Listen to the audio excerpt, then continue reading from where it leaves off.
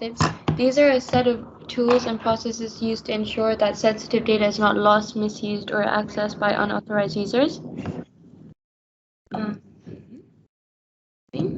Okay, offsite storage. Offsite storage is when you store data in a completely different location or area. The data, for example, is normally stored in tapes that could be transferred away from the company's main premises, just in case of a natural disaster or emergency. Advantages of using tapes is that they're less likely to face online threats. They're low cost, they're portable, since they're so light and small, they're easy to transfer, and they're normally transferred to vaults, and they have a long lifespan of about 30 years. Disadvantages of tapes is that there's a delay in retrieving data from the location. Since it's stored in a different area, the data cannot be immediately retrieved. Hard to remove specific files. For disks, the data can only be read from one end, so you cannot just go to the exact file you're looking for. Can be influenced by environmental and physical damage. These damages can lead to data alteration, loss of data, or permanent tape damage. Possible damaging factors include high temperature, humidity, proximity to strong magnetic fields, mechanical shock, and dust. Online storage. Online storage, also known as cloud storage, allows users to store their data with a third-party service that is accessed using the internet. An example of a third-party service would be Dropbox. Advantages, again, it's cheap, it's easy access. You can also access it from anywhere, given internet. Backup for physical devices, updates every time you make changes, and it has high security. The disadvantages are that you need internet connection to access the files. There are additional costs for uploading and downloading files, and vulnerable to cyber attacks. And also many businesses use it, however, data is not under their own secure supervision, which is also a disadvantage. Removable media. In this storage method, data can be withdrawn whilst the system is still running and is stored in various devices that are either used for storage purposes or transferring purposes. Examples are CDs, DVDs, USBs. Advantages and disadvantages of CDs. Advantages is that they can store many different types of data, such as images, video games, software. They're cheap. They have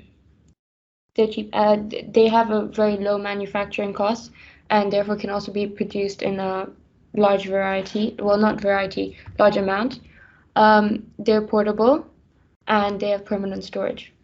Disadvantage is that they have size limitations. They can only do 600 MB and 700 MB, heavily dependent on other devices. They can only read if your computer or laptop has CD-ROM or DVD-RW installed on them. Can be easily damaged since they're made out of plastic, can be easily broken, and data can be lost. If it gets really scratched, it'll not be able to read properly, and it has low data security. The information inside them can be stolen or replicated, and people can make illegal copies of the information and misuse them. DVDs. Advantages of DVDs is that they have a large storage capacity of 4.7 GB to 12 GB. They are low cost. The raw material to manufacture these DVDs is cheap. Therefore, the manufacturing cost drops incredibly, and large quantities are produced. Good quality storage, and it's portable. Disadvantages of DVDs are that they're easily damaged, also because they're made out of plastic-like material, which can easily break. Depending on other devices, again, they can only read with DVD-RW installed on your computer. They have low data safety. The data present in the disk can be easily copied, and people can make copies of them. And normal DVDs are read-only, meaning that once the data is recorded or burned into the DVDs, it cannot be replaced, deleted, or updated. USB drives. Again, they're portable, low cost, fast, as they do not require any internet connection to access or to upload. Small in physical size, so they can be carried around, and they do not experience any data loss from scratches, exposure to magnetic fields, etc.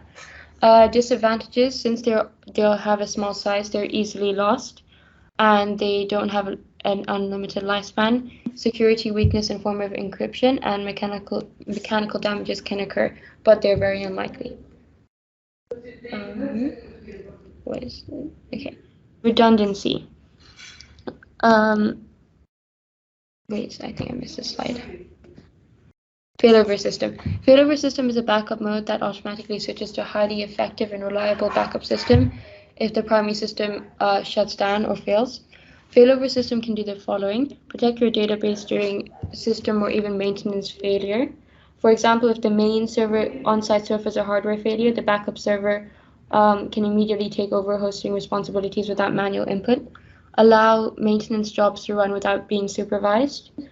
An automated switchover during scheduled software updates allows for immediate and seamless protection against cybersecurity risks, and they can be customized to suit your hardware and network configurations.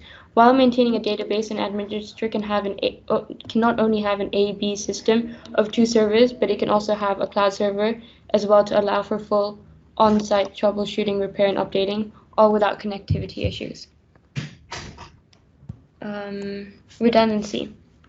Redundancy is when you have extra or duplicate resources available to support the main system. There are 3 types of redundancy, which are hardware, software, and data.